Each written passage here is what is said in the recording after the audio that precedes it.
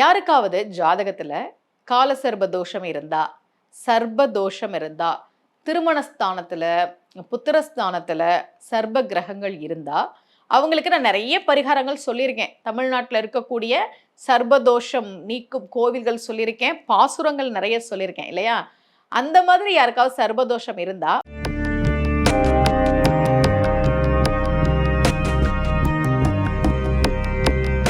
ரகசிய உண்மைகள் சேனலை பார்த்து கொண்டிருக்கும் உங்கள் அனைவருக்கும் சுமதி ஸ்ரீயின் அன்பு வணக்கம்.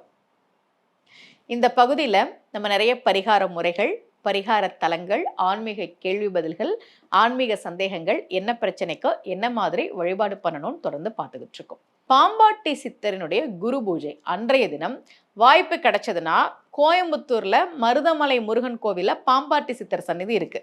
அதே மாதிரி சங்கரன் கோவில் இருக்கு இல்லையா, அங்க சங்கர நாராயணர் கோவில் இருக்கு, அங்கேயும் பாம்பாட்டி சித்தரினுடைய சந்நிதி இருக்கு. அங்க போய் நீங்க வழிபாடு செய்கிற போது சர்பதோஷம் யாருக்கெல்லாம் இருக்கோ, அல்லது உங்களுடைய லக்னாதிபதியை ராகுவோ கேதுவோ கிரகணம் பண்ணியிருந்தா, அல்லது உங்களுக்கு தசா நடத்தக்கூடிய கிரகத்தை ராகுவோ கேதுவோ கிரகணம் பண்ணியிருந்தா, உங்க ஜாதகத்தை நீங்க எடுத்து பாருங்க.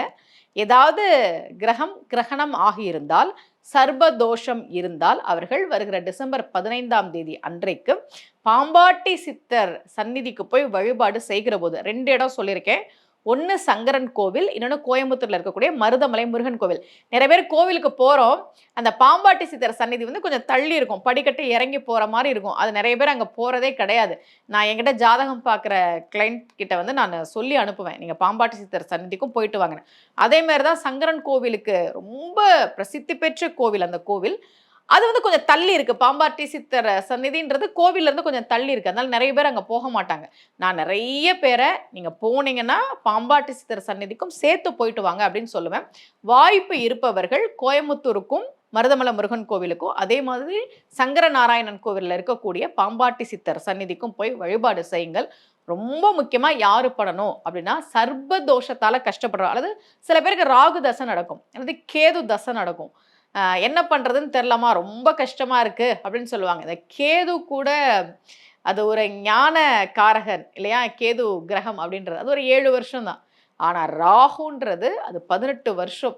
இல்லைன்னா ராகு வந்து சனி தொடர்பு, செவ்வாய் தொடர்புலாம் இருக்கும்போது நான் ஜாதகம் பார்க்கும்போது சொல்லுவாங்க, இந்த ராகு தசை வந்து ரொம்ப கஷ்டமாக இருக்குமா அப்படின்னு சொல்லுவாங்க. குடும்பத்தில் பிரச்சனை, திருமண வாழ்க்கையில் பிரச்சனை, வேலையில் பிரச்சனை, இப்படி நிறைய பிரச்சனைகளை அது கொடுக்க தான் செய்யுது. அப்போ அதற்கான வழிபாடுகளை நாம் செய்கிற போது நிச்சயமாக அந்த பிரச்சனைகள் குறையும். அதனால் டிசம்பர் 15ஆம் தேதி நீங்கள் பாம்பாட்டி சித்தரை சென்று வழிபாடு செய்யுங்கள். இதே போல மீண்டும் ஒரு பரிகார முறையோடு உங்கள் அனைவரையும் சந்திக்கிறேன். அனைவருக்கும் அன்புடன் சுமதி ஸ்ரீ.